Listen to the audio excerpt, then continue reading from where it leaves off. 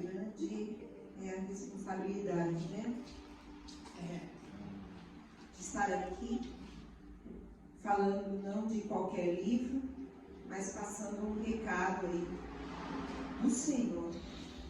Eu estava falando com a minha mãe, ela falou, nossa, eu estou precisando preparar a escola dominical de domingo, que ela é professora da escola dominical numa igreja, cuidado. E ela falou, eu estou tão mal. Eu estou tão mal, como que eu não tenho condições físicas.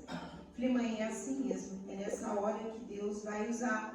Quando a gente estiver se achando, né, ou achando que a gente está bem demais para fazer a obra do Senhor aí, estamos correndo perigo, porque não há um digno sequer. Não é verdade? E que o Senhor tem, assim, colocado essa palavra no meu coração já há algum tempo. E eu queria que a Bíblia de vocês ficasse aberta no livro de Jonas. A gente tem falado bastante sobre Jonas. Capítulo 4. Senhor, que o Senhor me use aqui. Que eu não fale nada de mim. Gente, quando a gente fala, e o Augusto está gravando aí, então, que depois eu também vou colocar na internet. Quando nós falamos sobre Jonas, de imediato a gente pensa numa coisa: baleia. E a Bíblia nem fala baleia, ela fala um grande peixe, né? Mas neste livro nós temos grandes ensinamentos para as nossas vidas, e não somente esta passagem do grande peixe. Grande peixe, na verdade, foi um instrumento usado por Deus para trazer Jonas para o caminho novamente. Deus usaria o grande peixe para colocar Jonas nos trilhos. Ele tinha saído da direção de Deus. E eu penso, Senhor, o que é que o Senhor está usando nas nossas vidas para nos colocar diariamente aí no trilho, no caminho? E às vezes a gente está dentro da barriga do peixe e não sabe. Essa é uma grande verdade.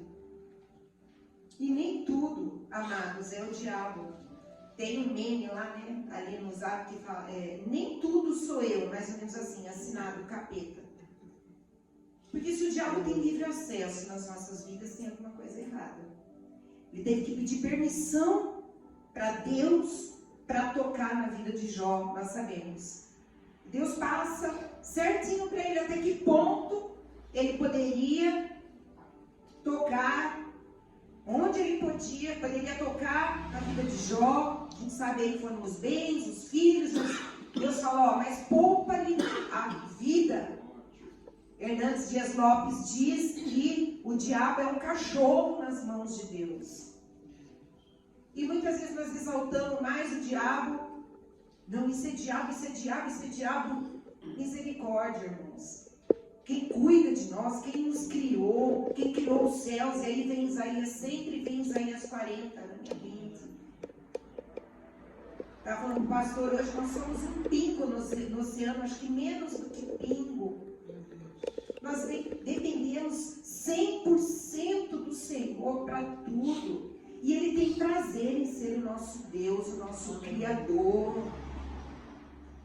Fomos criados à imagem e semelhança desse Deus. Estávamos falando também da complexidade do ser humano. Você foi estudar anatomia, você fica doido. Porque mesmo os médicos achando aí, cientistas que sabem tudo, não sabem. O negócio é muito complexo. Só um ser criador maravilhoso poderia ter feito o homem do jeito que fez, a sua imagem e a sua semelhança. Então, nem tudo é diabo, não. E se é nas nossas vidas, é com a permissão de Deus para algum propósito. Agora, se o diabo tem livre acesso na vida de uma pessoa, essa pessoa não é de Deus. Ela está aí entregue nas mãos de Satanás, e ele faz o que quer, na hora que quer, do jeito que quer, e luta aí para levar, né, essa vida para o inferno. Vamos lembrar aí dos amigos de Jó, que ficaram o tempo todo ali achando que havia algum pecado nele. E tudo que aconteceu na vida de Jó foi propósito de Deus.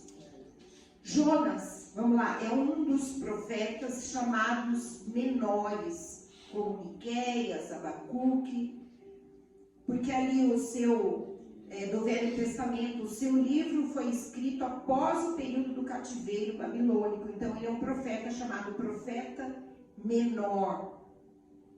Fica na Bíblia aí depois de Obadias e antes de Miqueias, mais ou menos na página 1107, para a gente achar aí. Então, repetindo, o amor de Deus foi tão grande e Deus insistiu tanto na vida de Jonas que parece até brincadeira as coisas que ele fazia aqui, para colocar novamente Jonas no caminho, nos trilhos. Deus é longânimo, misericordioso e amoroso, muito mais do que nós, né? A gente também estava conversando que nós temos a tendência, né, de aplicar o juízo imediatamente após algum erro. A gente não perdoa, nós não damos a segunda chance. Mas o Senhor não. Nós servimos a um Deus longânimo, que nos dá sempre uma segunda, uma terceira chance. E foi assim que ele trabalhou na vida de Jonas. Nós somos diferentes uns dos outros. A palavra diz que os caminhos do Senhor não são os nossos, nem os seus pensamentos, os nossos pensamentos. Então Deus tem a maneira dele de agir individualmente em cada vida. Às vezes estamos passando por determinadas lutas, e isso é sempre, né? E nós não entendemos. O pastor falou, normalmente a gente fala, não estou entendendo nada. Mas eu acho que basta saber que Deus está no controle para que a gente possa confiar e descansar o nosso coração nele. Porém, repetindo, muitas vezes estamos aí em desobediência e muitas vezes dentro do estômago aí do grande peixe, do peixe, ou passando por outras circunstâncias aí, que Deus permite para nos colocar, nos ensinar, nos colocar de novo no caminho aí da obediência. Jonas 3,5 diz assim: os ninivitas creram em Deus e proclamaram um jejum e vestiram-se de panos de saco, desde o maior até o menor. No versículo 10 do capítulo 3 diz: viu Deus o que fizeram, como se converteram do seu mau caminho. Eles se converteram. E Deus se arrependeu do mal que tinha dito lhes faria e não o fez. O capítulo 4 é pequenininho, vamos ler. Com isso, então teve um contexto aí, como eu falei, os ninivitas se converteram e Deus ele se arrepende do mal que ia fazer. Com isso, desgostou-se Jonas, extremamente ficou irado, aí, o homem ficou bravo. E orou ao Senhor e disse: Senhor, não foi isso que eu disse, estando ainda na minha terra? Por isso me adiantei, fugindo para Tarsis, pois sabia que és Deus clemente, misericordioso e tardio em irar-se, e grande em benignidade, e que te arrependes do mal. Peço-te, pois, ao Senhor, tira a minha vida. Olha o que ele pede: tira a minha vida, porque melhor é morrer do que viver. E disse o Senhor: Jonas, é razoável a tua ira? Você tem razão em estar bravo? Então Jonas não respondeu. Gente, saiu da cidade e assentou-se ao oriente da mesma, e ali fez uma enramada e repousou debaixo dela à sombra, até ver o que aconteceria à cidade. Então fez o Senhor Deus nascer uma planta que subiu por cima de Jonas para que fizesse sombra sobre a sua cabeça, a fim de o livrar do seu desconforto. Jonas, pois, se alegrou em extremo por causa da planta. Mas Deus, no dia seguinte, ao subir da alva, enviou um verme, o qual feriu a planta e esta se secou. Em nascendo o sol, Deus mandou um vento calmoso oriental. O sol bateu na cabeça de Jonas de maneira que desfalecia, pelo que pediu para si a morte, dizendo: melhor me é morrer do que viver. De novo. Então perguntou a Deus a Jonas: é razoável esta tua ira por causa da planta, Jonas? Ele respondeu, sim, é razoável a minha ira até a morte.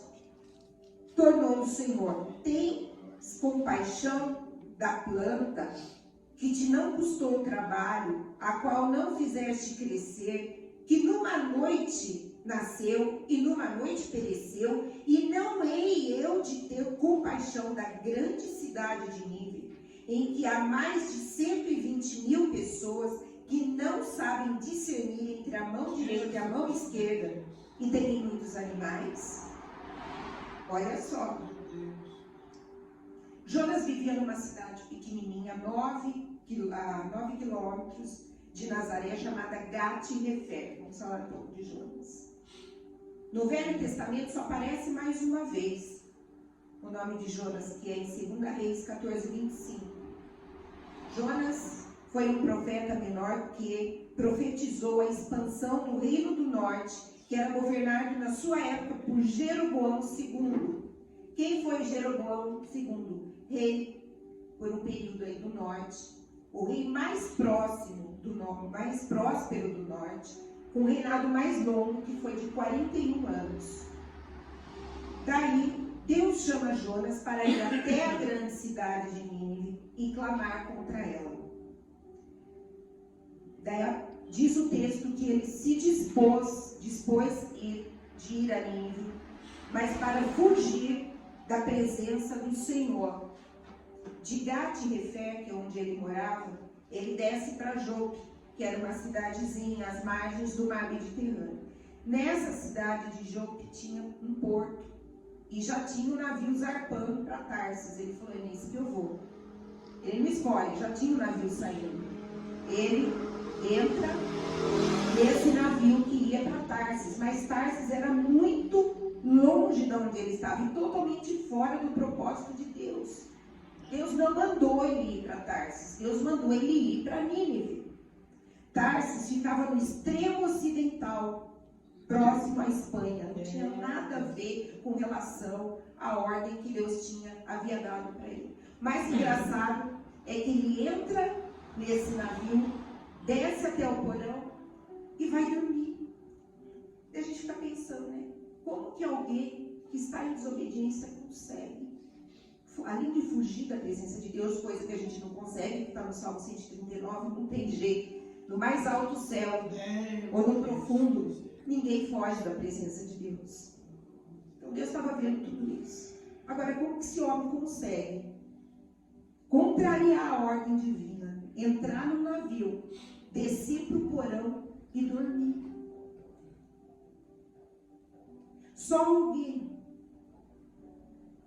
muito fora dos propósitos de Deus e totalmente com o coração cauterizado, nada temente, porque ele não tinha medo do que Deus poderia fazer com ele, conseguiria, eu acho que, dormir.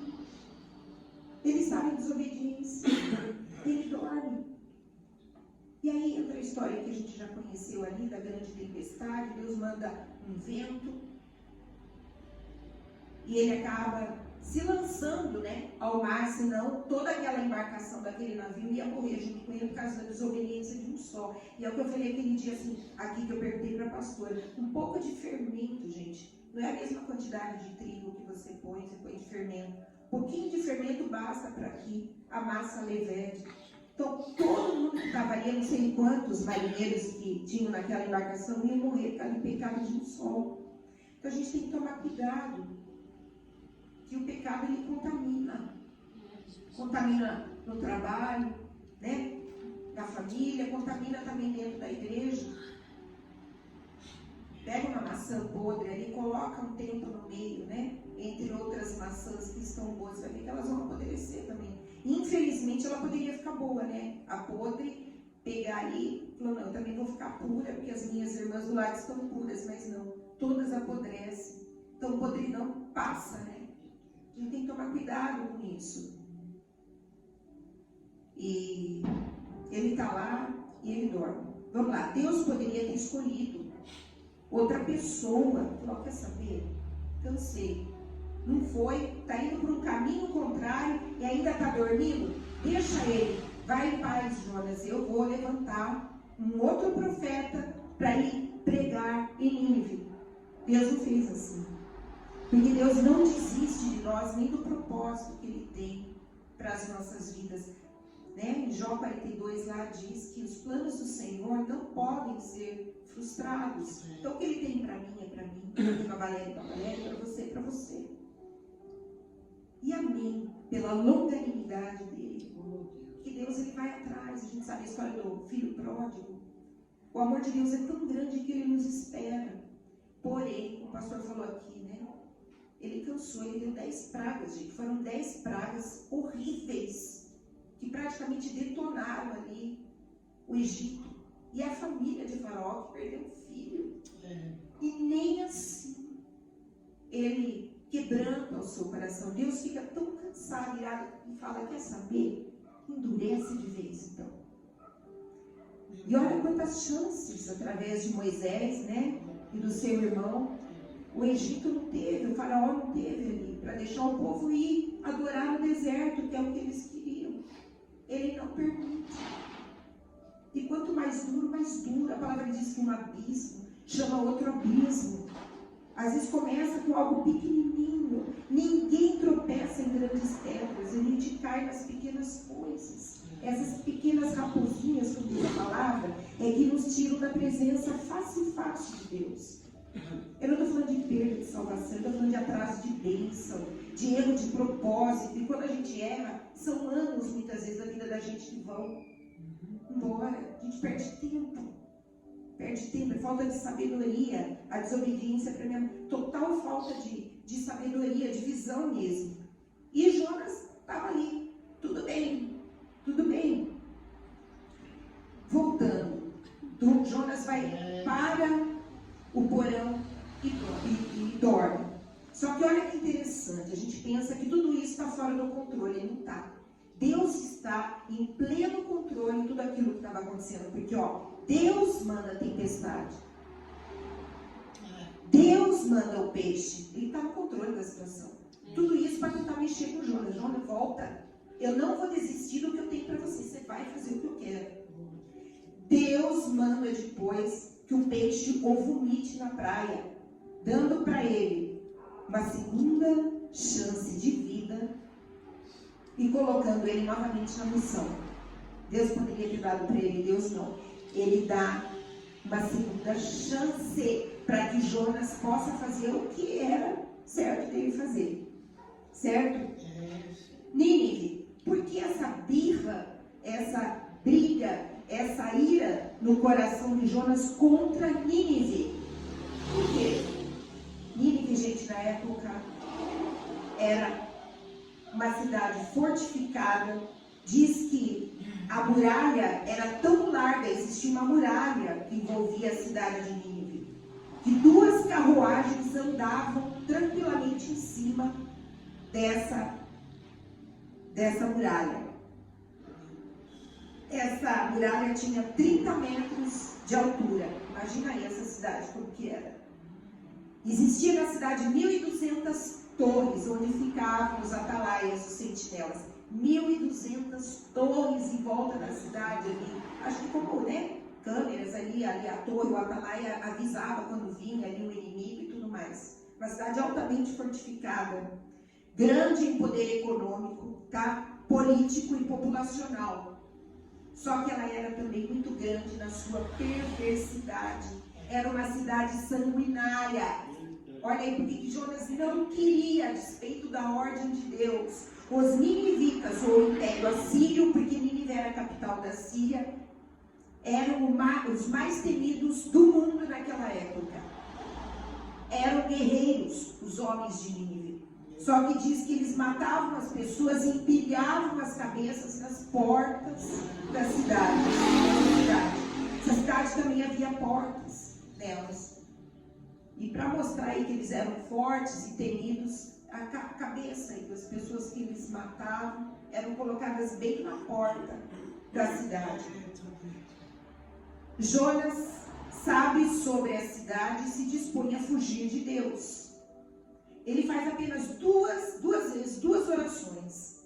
A primeira oração ele faz quando estava dentro do peixe, que ele pede para Deus livrá-lo. E Deus lhe dá aí uma segunda chance de vida, como eu falei, e devolve a ele a missão.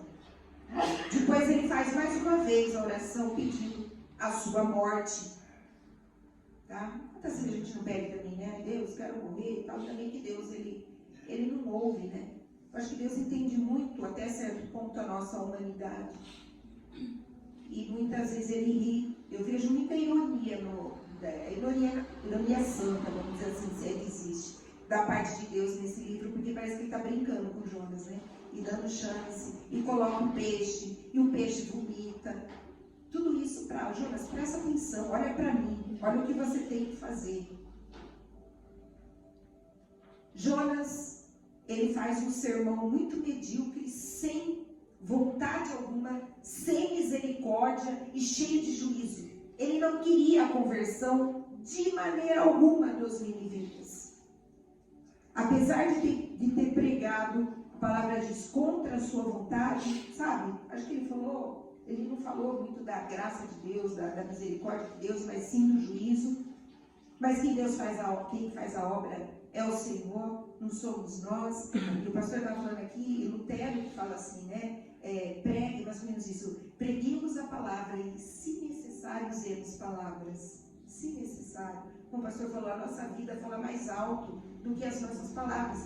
Falar, gente, até papagaio fala. Até papagaio fala. Mas Deus olha muito o nosso caráter, a nossa maneira pós-conversão, né? Como novas criaturas que somos. Deixa eu ver se mudou ali, como que ele faz as coisas. É muito mais o fazer do que o falar. Acho que Deus fica muito atento. Jesus fica muito atento na nossa vida, acho que em pequenos detalhes. E são grandes coisas, sabe? É um copo de água que você dá para quem te pede. São essas coisas que alegram o coração do Senhor. Porque estamos hoje em dias finais onde a generosidade, como eu tenho falado aqui, já não existe mais nem no meio do povo de Deus, né? Se é difícil dar um copo d'água, quanto mais dividir a túnica. É muito difícil isso. E como o pastor falou, e a Bíblia, o Senhor, ele odeia mesmo a avareza. E o avarento não vai entrar no reino dos céus. Não tem como ser cristão e ser avarento. As duas coisas não combinam. O verdadeiro cristão é generoso, ele tem prazer em dividir. Ele sabe que tudo que ele tem vai ficar nessa terra.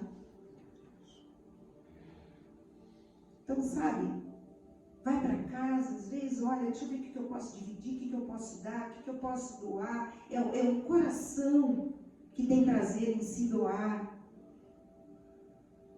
Mas, infelizmente, a gente não vê, né? Vê, às vezes, no meio de outras religiões aí que acham que a salvação vem por meio de obras. Mas nem sempre no meio dos cristãos, né? Fomos salvos, a palavra diz, para as boas obras, mas pela graça. Ele faz então um sermão de qualquer jeito, diz a palavra. E apesar de ter pregado contra a sua vontade, contra o desejo de seus ouvintes se converterem, porque ele não queria que esse povo viesse para Deus. Não queria. A palavra diz que toda a cidade se converte. Toda a cidade se converte. Do rei aos servos mais humildes. Toda a cidade se rende. Com isso, Jonas fica muito bravo e pede a morte a Deus. Nunca houve nenhum pregador que pregando levara uma cidade toda a se converter. Imagina. E um sermão de qualquer jeito. Olha como Deus faz a obra e honra a sua palavra. Porque os ninivitas se converteram a Deus e querem viver, Jonas quer morrer. Ele pede a morte. E o próprio Deus fala para ele, isso é razoável. Você acha que você está certo em sentir isso? E a palavra diz que ele nem responde. Ele sobe no monte lá distante da cidade e fica olhando, achando que Deus poderia, de repente, mudar de ideia e tacar fogo na cidade. Mas Deus não muda de ideia. E ele continua ali, irado. No capítulo 4, no capítulo 1, a gente pode comparar o capítulo 1, comparar ao filho pródigo. Jonas quer fazer tudo do jeito dele. Que eu vou para Tarsis, entra no navio e tal. No capítulo 4, que a gente acabou de ler, parece o irmão do filho pródigo, murmurando, reclamando, cheio de ira e de mal com a vida. Ele é extremamente egoísta. Jonas é extremamente egoísta. O livro de Jonas termina com a conversão dos ninivitas e a sua rebelião. Ele não muda de ideia, o coração dele não se abranda, não se enche de amor. Jonas desgosta do que Deus gosta. Deus queria salvação. Ele está bravo, então, por causa da conversão. Ele prega, mas não queria, então, que os seus ouvintes se convertessem. Deixa eu ver o que eu escrevi aqui agora. Que coisa, né? Olha o coração desse homem totalmente amargo contra os propósitos de Deus, profeta. O mundo de Jonas é ele. O centro da vida é ele. Você já viu alguém assim? Ele quer que o universo inteiro gire em torno dele. Ele está irado. Não porque Deus é um Deus irado, mas porque Deus é compassivo e misericordioso. Vê se pode. Vê se tem razão a ira dele. Imagine se os ninivitas tivessem odiado, porque eles eram extremamente guerreiros, né? Imagina se eles tivessem odiado a pregação de Jonas e tivessem prendido a Jonas como Paulo e Silas numa cadeia em Filipos. Eles poderiam não ter se convertido e ter tido uma reação totalmente contrária e prendido, até matado Jonas. Mas ele está querendo morrer, pelo contrário, está querendo morrer porque o ministério dele foi um sucesso. Olha que egoísmo, que loucura. Está querendo morrer porque o povo se arrependeu. E é o que todo pregador ama ver, né? A conversão do povo. Está querendo morrer porque as pessoas estão se prostrando aos pés do Senhor, acertando a vida com Deus, porque foram todos. Elias também quis morrer porque o povo não queria Deus. Aí ele teve motivo. O povo não se convertia, mas Jonas queria morrer porque o povo estava se convertendo. Ele achou que Deus deveria tacar fogo na cidade. Em 40 dias, não era isso que Deus tinha falado? Em 40 dias destruirei Nínive. Mas o povo se converte, Deus se arrepende disso. É razoável essa tua ira? Quem sabe Deus volte atrás, olha que ele estava olhando ali na cidade. Quem sabe Deus destrua essa cidade com o seu fogo de juízo? Ele não quer mudar e espera que Deus mude. Agora, uma coisa interessante que eu vi aqui. Ele quer que Deus atenda a vontade dele, mas só Deus é soberano. Deus se recusa a ser inimigo dos nossos inimigos. Olha aí. Não pense você que Deus vai odiar alguém só porque você odeia esse alguém. Olha aí, a gente tem que tomar cuidado. Muitas vezes a gente pede juízo para Deus, para os nossos inimigos, mas Deus não sente o que nós sentimos pelos nossos inimigos. Sabe, quando a gente às vezes fica irado com o vizinho, a vizinha fala, Deus está com fogo. Não é assim. Não é assim que Deus é. Deus olha com misericórdia. A gente olha com juízo. Não pense que Deus vai odiar alguém só porque você vê esse alguém. Se você deseja mal para alguém, você pensa que Deus também vai desejar o mal. Deus não segue a sua linha. Ou a sua linha de raciocínio. E não age da maneira que o nosso coração age.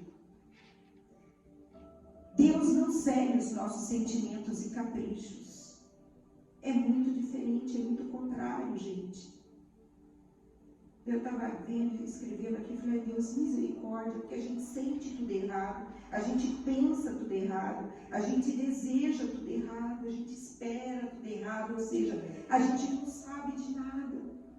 E eu volto a dizer aqui que a melhor oração é: Senhor, me dá sabedoria para viver, para ler a tua palavra, para trabalhar, para coordenar minha casa, sabedoria na igreja. A gente tem que ter sabedoria. Porque Deus não age, não pensa como nós. Daí a palavra diz que Deus faz nascer uma planta e o Jonas fica feliz, porque ele está na sombra dessa planta. No dia seguinte, Deus manda um verme lá e ela seca. Olha Deus brincando com Jonas. Manda também um vento sobre Jonas e ele pede para morrer. Deus, como eu disse, está no controle de tudo que está acontecendo ali. Deus é quem manda Jonas. Vamos repetir. Deus é quem manda a tempestade. Então, vamos pensar como se fosse nas nossas vidas. E a gente atribui ao diabo. Ah lá, a tempestade do capeta. É Deus. A nossa vida tem que ser Deus, entende, né, pastor? Tem que ser Deus. A gente não pode atribuir a Satanás. É tão fácil falar: é o diabo. É o diabo. Acho que o diabo fala: não sou eu, não. Não estou nessa. Olha, eu penso que é um exercício, por isso que a palavra é muito necessária. Porque o mundo é contrário ao que a gente ouve, não é? Ao que a gente lê. Se você não está preso na palavra, os versículos, tudo que estão na nossa mente, no nosso coração, bastou colocar o pé na calçada ali, você já vai começar a pensar ao contrário. A gente pensa muitas vezes igual o mundo pensa. É um exercício diário de você ler aqui. Peraí, tá tudo errado. Peraí, deixa eu ler lá Isaías 40. Não. A quem me comparareis para que eu lhe seja igual, diz o santo. É Deus. A gente tem que estar debaixo aí de Deus, das suas asas, crendo que Ele ainda tem o controle do universo em suas mãos, na sua destra. Como a gente está ouvindo aí a pregação, é Deus que nos segura pelas mãos, que nós não temos nem força para fazer assim. É Ele que nos pega. Deus manda Jonas, Deus manda a tempestade, Deus manda o peixe, Deus traz Jonas de volta vomitado lá. É Deus quem trabalha o coração do povo para a conversão. Não foi a medíocre palavra, o Espírito Santo ali já trabalhando para a conversão. É Deus quem está confrontando Jonas. É Deus quem fez nascer a planta. Foi Deus quem mandou o verme comer a planta e no dia seguinte secar. Foi Deus que mandou o vento oriental lá. Tudo isso Deus está fazendo para trabalhar com o profeta. Puxa, nenhuma dessas coisas aqui foi o diabo. Nenhuma.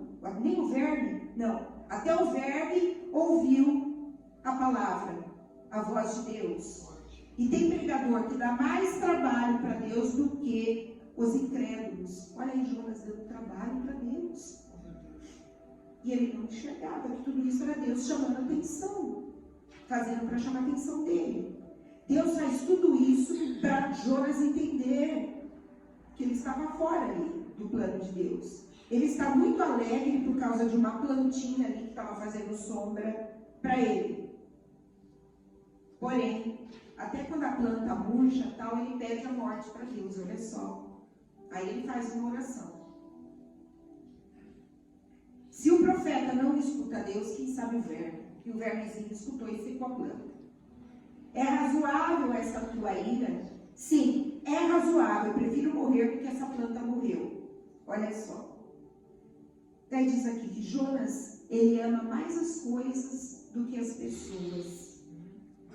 E aí uma reflexão, né? O que nós amamos? Nosso carro, nossa casa. Não estou falando que a gente não tem que limpar, cuidar, né? Temos que ser aí zelosos pelas coisas que Deus tem colocado em nossas mãos. Amamos aí nosso apartamento, nosso dinheiro na mão, no banco, nossos objetos. Ou você ama gente. Jonas não amava gente. Ele não queria conversão. Imagina um pastor aqui, se estivesse aqui odiando o povo. Não justifica uma igreja aberta se o pastor não ama gente. se o pastor não ama almas, se o pastor não ama povo. Não é verdade? E não é de ter compaixão, Jonas, da grande cidade de Nínive, 120.000 pessoas que não sabem discernir entre a mão direita e esquerda. Esse povo estava totalmente perdido, assim como as pessoas do mundo aí estão, amados. A gente está aqui no quentinho, ouvindo a palavra, conhecemos Jesus, temos a proteção do Senhor, mas o povo aí fora, apesar da riqueza e tudo mais, está totalmente fora do centro aí, da vontade de Deus, ao bel prazer do que o inimigo pode dar, pode fazer, e a gente sabe que o adversário quer levar as almas e o espírito aí para o inferno. Eram, na verdade, 600.000 pessoas em Nínive, contando com as crianças. Era a maior cidade na época. Esse é o amor de Deus. Deus ama os pecadores, os piores, que a gente tem a tendência a julgar, né? Aquela pessoa lá, Deus não consegue pegar, trazer, imagina. Deus ama até os piores. Deus ama a cidade, por mais iníqua que seja. Por que Deus gastou tempo com essa cidade tão malvada, tão cruel, sanguinária, como diz aí? Porque Deus ama a despeito dessas coisas. Se a gente não tivesse aqui hoje, não tivesse o Senhor no coração, onde a gente já está? Você consegue se imaginar sem Jesus? Onde você estaria? Quem você seria? Pensa. Tira Deus agora da tua vida. Sei que você consegue se imaginar sem Ele. Tira Deus um pouco. O que você estaria fazendo? Onde estaria? É difícil para a gente, né? Que já está aqui no quentinho, imaginar uma vida sem Cristo, né? É uma pena, pois ele faz a obra de Deus à força, ele foi à força, contrariado, com ódio no coração, e torcendo para que pegasse fogo ali, eles não se convertessem. E de repente todo mundo, do rei ao mais simples, se converte, e ele fica com raiva de Deus por causa disso. A palavra não diz, são só 4 capítulos, se Jonas se arrepende disso tudo ou não. Mas não importa. Nós temos que dar essa resposta nossa a Deus. Ele está pensando, olha, Jonas também mora muitas vezes debaixo da nossa pele. O coração de Jonas muitas vezes bate no nosso peito. Você não se ira, não? Vamos ser, né, verdadeiros aqui. Será que todo mundo que você conhece, você quer trazer para a igreja? Ou mesmo aquela vizinha chata lá, você deseja que ela venha? Deseja mesmo? A gente não deseja, né? Tem gente que a gente fala, está para o inferno. Não é? O sangue de Jonas muitas vezes corre nas nossas veias. Jonas muitas vezes é você. Jonas sou eu. Ah não, eu não saio da presença de Deus nunca. Eu nunca erro. Mentira. Diariamente, às vezes a gente erra no pensar, no agir, no falar, no fazer. A gente tem que buscar mesmo, amados.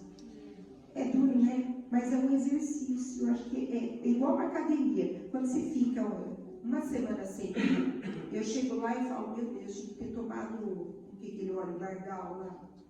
A gente entra na piscina na ida, tem um monte de senhorinha, a gente fala, tinha que ter óleo aqui, não água.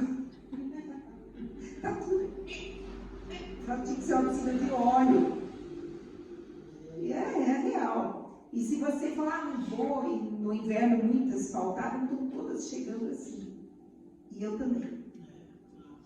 Então, se a gente sai da presença de Deus, ou para de se exercitar na palavra, não por obrigação, viu? Mas porque a gente precisa. Numa dificuldade, numa dúvida, numa falta de confiança, a gente tem que ler, a gente tem que ter a palavra no coração. Senão a gente vai sucumbir. Não foi Jonas, somos nós. Somos nós no dia a dia. É um exercício. Fala, Deus, me dá sede pela tua palavra. Me dá sede. Não importa qual seja o horário do dia, tem o meu horário. Tem que ter o seu horáriozinho ali de abrir a palavra, estudar, ler. Porque a fé vem pelo ouvir. Você está lendo ali, ó. Você tem que ler. Porque na hora da angústia, e na hora que a gente não tiver mais a palavra, e as Bíblias forem retiradas do meio de nós, é assim, já tem nação aí, Coreia do Norte não pode, China não pode, outras aí não podem. Você só vai viver da lembrança. Coronel Eliseu sabia a Bíblia de cor. Eu nunca vi ele pregar na Batista do Calvário, ele era da nossa igreja, com a Bíblia. Tudo. Acho que até o Salmo 119. Esse homem gastou a vida dele, coronel, a vida toda, e Deus deu a graça dele decorar a Bíblia. A Bíblia de cor não estava no coração, não, estava no coração. Servo de Deus, pregando aí sobre a volta de Cristo, e ele sabia a Bíblia de cor. Que hora que a gente estiver ali no cantinho, o que vai nos confortar ainda é a palavra.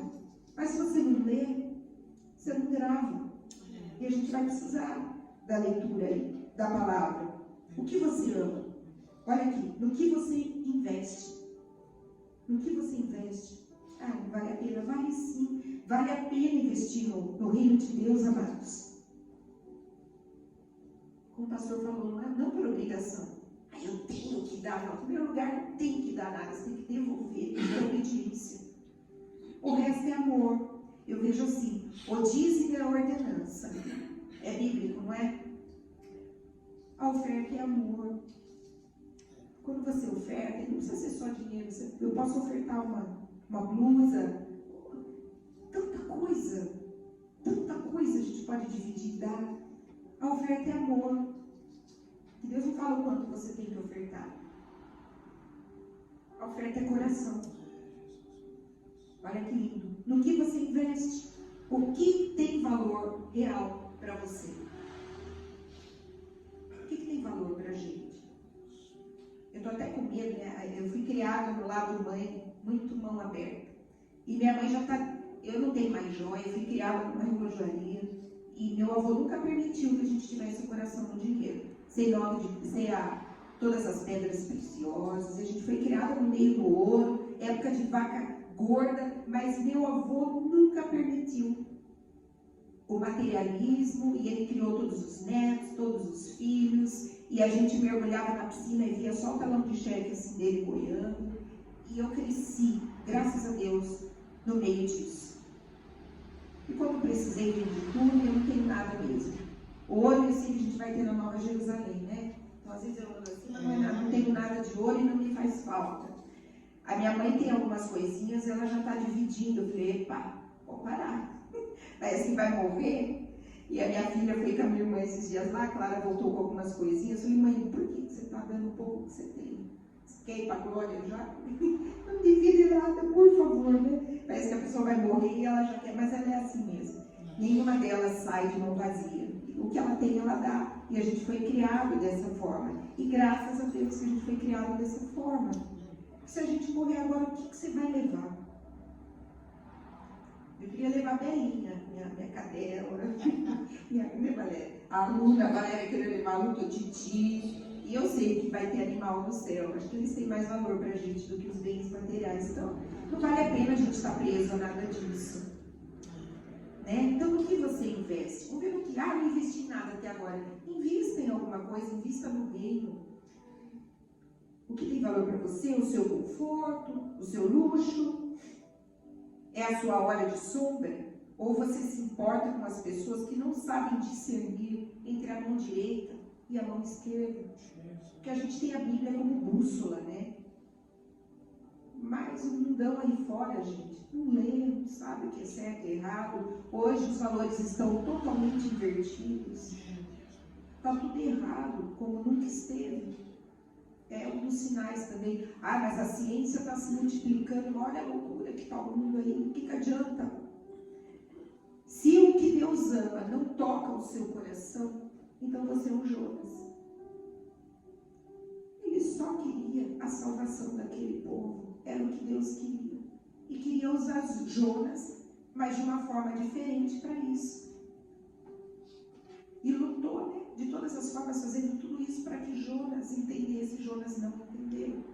E Deus, como tinha misericórdia, mesmo diante de uma pregação xoxa, Deus faz a obra, porque é Ele que faz a obra mesmo, e todo aquele povo se converte. Se eu não me importo que as pessoas morram, sem ouvir o Evangelho, eu sou um Jonas. Esses dias eu fui de novo com a minha mãe no hospital, ela não estava bem. Na frente da gente tinha uma moça em estágio terminal de câncer, com 38 quilos. Perdeu 60 e poucos quilos. Talvez uns 2 meses de vida. Eu, minha mãe, uma senhora do lado ali, eu falei, Deus, a gente tudo aqui é algum propósito, não pode ser calmo. De repente minha mãe começa a falar sobre o Salmo 139 aí naquela sala. Senhor, tu me sondas, e ela leu o Salmo inteiro. 2 meses de vida, parecia uma pena, 38 quilos aquela moça. Sabe o que ela estava fazendo na cama? Tomando morfina. Porque pegou os ossos e saindo dali já voltou a dor, a morfina já não faz mais efeito. Sem cabelo. E Deus muitas vezes nos coloca em situações ali. Vai falar? Vai falar. Quando você precisa vestir uma gravata, pegar a Bíblia e abrir, não, fala do que você sabe, do que você vive. Eu vi que a minha mãe estava, eu falei, ela vai. E porque não tem como você guardar o tesouro só para você. Não tem como você esconder a luz nas trevas, não é isso que a palavra diz? Se você é luz, você vai brilhar em qualquer lugar. A menos que você se apague, é isso que a gente estava conversando aí com o pastor. Tem como você apagar a sua luz? Tem sim. Tem como você entristecer o Espírito Santo? A palavra diz que sim. Então a gente tem, a gente tem que tomar muito cuidado, né, amados? E a vida, voltando a falar, cristã é um exercício, é todo dia. Eu, antes de deitar, antes de acordar, falo, Deus, vamos lá, me tira daqui, me ajuda, me socorre. Acho que Deus fala, lá vem ela de novo, me levanta, me dá força, faz o meu dia, porque a gente precisa disso todos os dias, da força, não é? De Deus muitas vezes tirando a gente da cama, vai lá, vai, mais um dia, agradece. Eu, assim, me sinto muito fraca, ou eu sou muito manhosa, mas eu choro muito assim dentro de mim, diante de Deus. Deus, ajuda, socorre, preciso. E acho que Ele não acha ruim, pior é aqueles que não lembram e se acham autossuficientes.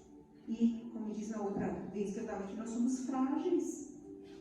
Totalmente dependentes do Senhor, amados. Em tudo. No que você tem força? Para quê? E quanto mais velhos, né? Estava no outro sermão isso. Parece que mais dependente, porque a gente entende que nós estamos cheios de dores e precisando de Deus até para sair da cama, né? E acho que Ele quer, sim, essa dependência dEle diária. E a leitura da palavra e tudo que a gente tem que fazer para ficar firme. Porque eram 10 virgens iguais. Acredito que com véu, flor, vestido, tudo igual. A diferença só estava no olho. Mas eram 10 iguais. Que talvez uma pessoa olhasse e falasse, nossa, são 10 gêmeas. Qual a diferença entre elas? Não tinha. Olhando a olho assim, não tinha. Qual a diferença entre nós? Difícil, né? Então, Senhor, me ajuda, me dá força para aguentar aí o que a gente está vivendo. A gente está vivendo dias bons ainda, mas aí não adianta a gente se enganar. Chegarão aí os dias maus, onde a gente vai arrumar força, e se a gente já não começar a guardar óleo nesse já, a gente não vai ter para aquele dia. Guarda o teu óleo, guarda. Traz vasilha aqui, no culto, em casa. Traz vasilha, como foi com aquela viúva. Que a gente possa encontrar vasilha. Nem que você vá pedir lá. Não vai pedir para vizinho, mas a gente tem que juntar óleo. Não vai dar tempo de sair correndo buscar. E quem sabe hoje Deus quer trabalhar comigo e com você e mudar os nossos corações e nos ensinar a ter compaixão e misericórdia e menos ódio e autocomiseração. Aumenta, Deus, o nosso óleo. Sim, Jesus. Vamos orar. Senhor, está aqui este livro. Não queremos estar hoje como Jonas, não, Senhor. Queremos estar abertos para fazer aquilo que o Senhor quer que nós fazemos, Pai. E muitas vezes estamos dentro da barriga do peixe, a gente não quer sair, entende que é a tua mão agindo para nos ensinar, para nos trazer de volta para o teu caminho, para a tua direção. Não queremos entristecer o teu coração, Senhor. Queremos alegrar o teu coração, mas somos falhos, pecadores, ruins, agimos sem misericórdia, sem amor. Queremos muitas vezes a morte, o juízo, o teu juízo sobre algumas vidas. Agimos de uma maneira cruel, como se não tivéssemos o Espírito Santo dentro de nós. Nos dá, Senhor, a tua direção, da tua sabedoria, para que a gente consiga viver neste tempo, Senhor. Que possamos ser luz e sal, como está escrito. Ensina-nos a guardar o óleo, Pai. Que a tua presença não saia de nós, Pai. Que o Senhor desceu do Sinai, do Horebe, para habitar no meio do povo. E o Senhor tem prazer de estar no meio de nós, caminhando entre nós, vivendo entre nós. Mas que nós não venhamos a virar as nossas costas para ti, Senhor. Aquece o nosso coração, coloca sede e fome de ti. Só o Senhor pode, Senhor, colocar sede e fome das tuas coisas nos nossos corações. Tira de nós toda crueldade, toda maldade, todo sentimento que não combina com o teu coração, Senhor. E obrigada, Senhor, porque estamos aqui compartilhando, ainda podemos compartilhar da tua palavra. Cuida de nós, Pai, porque precisamos de ti. Cuida das nossas famílias, aqueles que ainda não foram salvos, Pai, nossos filhos. Toca, Senhor, toca. Não queremos que eles fiquem neste tempo aí tão difícil que virá. Te amamos, Senhor, precisamos de ti, pedimos, por favor, Senhor, não larga as nossas mãos, Pai. Ainda que seja necessário, muitas vezes a gente ir para o peixe, mas queremos estar, Senhor, de maneira certa diante de ti, Senhor. Trabalha, Senhor, nos nossos corações, para que a gente não venha se desviar, Senhor, por nenhum momento, neste tempo do fim. É que eu te peço em nome de Jesus, Senhor. Amém.